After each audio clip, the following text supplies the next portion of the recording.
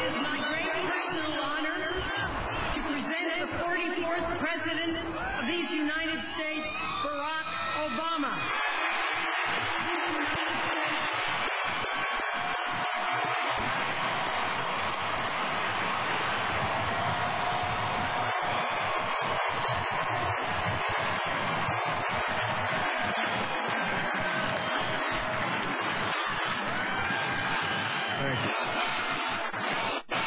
Thank you.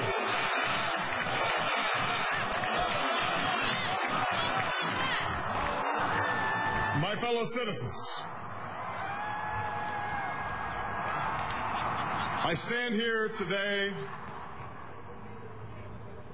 humbled by the task before us, grateful for the trust you've bestowed, mindful of the sacrifices borne by our ancestors. I thank President Bush for his service to our nation.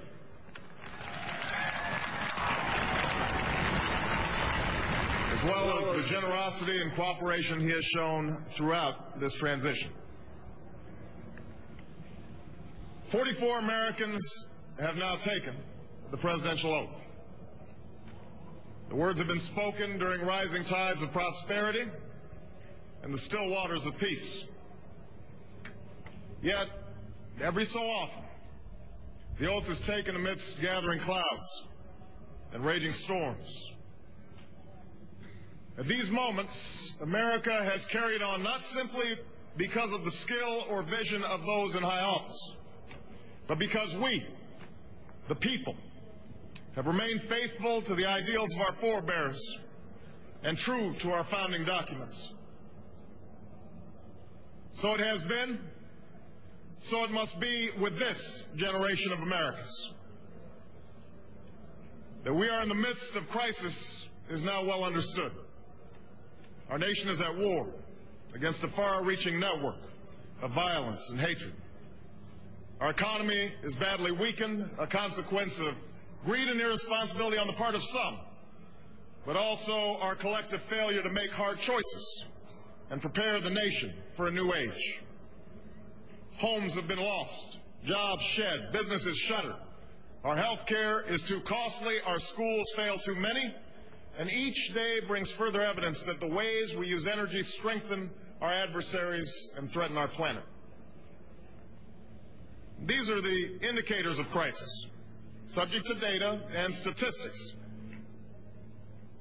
Less measurable, but no less profound, is a sapping of confidence across our land. A nagging fear that America's decline is inevitable, that the next generation must lower its sights. Today, I say to you that the challenges we face are real. They are serious and they are many. They will not be met easily or in a short span of time. But know this, America, they will be met.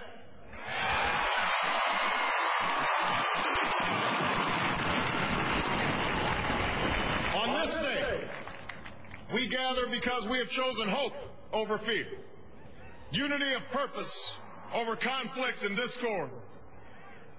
On this day, we come to proclaim an end to the petty grievances and false promises, the recriminations and worn-out dogmas that for far too long have strangled our politics. We remain a young nation, but in the words of Scripture, the time has come to set aside childish things.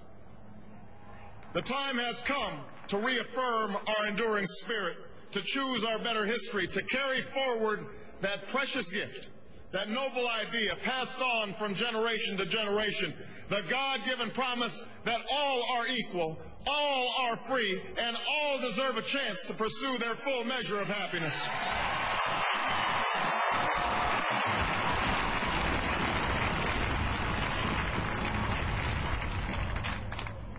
In reaffirming the greatness of our nation, we understand that greatness is never a given. It must be earned. Our journey has never been one of shortcuts or settling for less. It has not been the path for the faint-hearted, for those who prefer leisure over work or seek only the pleasures of riches and fame. Rather, it has been the risk takers, the doers, the makers of things, some celebrated, but more often men and women obscure in their labor, who have carried us up the long, rugged path towards prosperity and freedom. For us, they packed up their few worldly possessions and traveled across oceans in search of a new life. For us, they toiled in sweatshops and settled the West, endured the lash of the whip, and plowed the hard earth. For us, they fought and died in places like Concord and Gettysburg, Normandy and Quezon. Time and again, these men and women struggled and sacrificed and worked till their hands were raw so that we might live a better life. They saw America as bigger than the sum of our individual ambitions, greater than all the differences of birth or wealth or faction. This is the journey we continue today. We remain the most prosperous, powerful nation on earth. Our workers are no less productive than when this crisis began. Our minds are no less inventive, our goods and services no less needed than they were last week or last month or last year. Our capacity remains undiminished. But our time of standing pat, of protecting narrow interests and putting off unpleasant decisions, that time has surely passed. Starting today, we must pick ourselves up, dust ourselves off, and begin again the work of remaking America.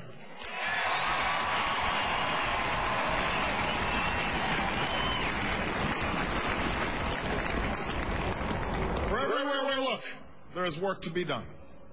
The state of our economy calls for action, bold and swift, and we will act, not only to create new jobs, but to lay a new foundation for growth. We will build the roads and bridges, the electric grids and digital lines that feed our commerce and bind us together. We will restore science to its rightful place and wield technology's wonders to raise healthcare's quality and lower its cost. We will harness the sun and the winds and the soil to fuel our cars and run our factories, and we will transform our schools and colleges and universities to meet the demands of a new age. All this we can do. All this we will do. Now, there are some who question the scale of our ambitions, who suggest that our system cannot tolerate too many big plans. Their memories are short, for they have forgotten what this country has already done, what free men and women can achieve when imagination is joined to common purpose and necessity to courage.